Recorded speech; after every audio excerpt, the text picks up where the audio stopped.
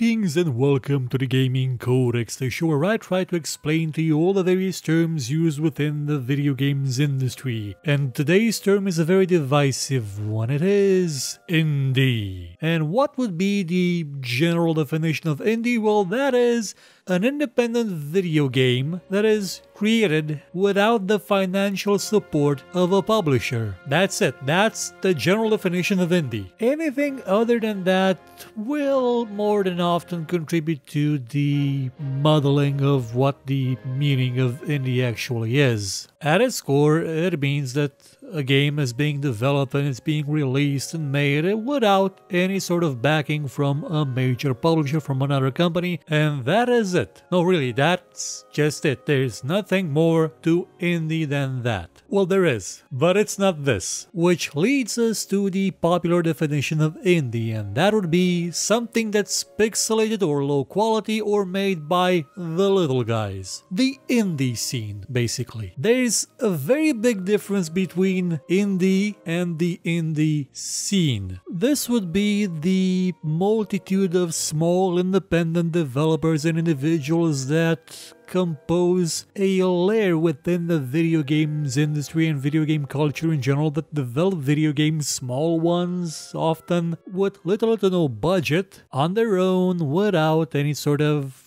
help from big companies. It's that community, that drive to innovate, to create something completely absurd, completely outlandish, usually in pixel form. That's what people think about when they say the word indie. But they're referring actually to the indie scene because indie would also mean Valve. Although the studio has collaborated with big companies in the past like Electronic Arts to publish stuff like Left 4 Dead, it sort of did Half-Life 2 on its own. And you can't really say that Half-Life 2 is an indie game. It doesn't really mesh with the idea of what an indie game should be. Something that's made by a few people or by one guy living in a forest like Jason Rower, that's pixelated, that's small, that's not a blockbuster video game with a blockbuster budget, with a big development team. But the standard definition of indie game would fit Half-Life 2 in there. It would fit a lot of games in there. It would fit,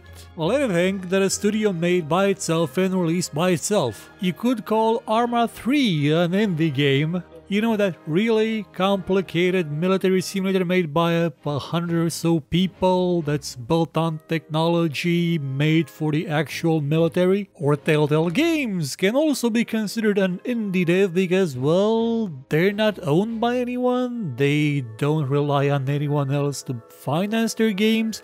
They do license them, I mean the IPs they work on, but they do everything by themselves. And it's kind of bizarre to put Telltale in the same category as Wajitai. It also makes adventure games, but in a more pixelated style. It also publishes other people's games. So would that technically mean that Wajitai isn't indie because it's a publisher? Though all the games it develops internally are made pretty much entirely by Dave Gilbert? You see where the confusion comes from, right? Now, what would be the marketing definition of indie? Well, that would be anything we can get away with publishing and receiving some positive PR at the same time because we support the little guys. Also known as the Electronic Arts move, where they do have an indie-ish label that helps people. They publish things like Unravel, though again, does that make Unravel not indie anymore? Because it was published by EA, but it was made by sort of one guy. But it still looked like an indie game. You get it? I mean, you understand, it's the indie scene being co-opted by the big publishers for positive PR also because, they could use, like the indie scene could use help being published. Actually selling games, not living in a forest, being able to plan for a retirement,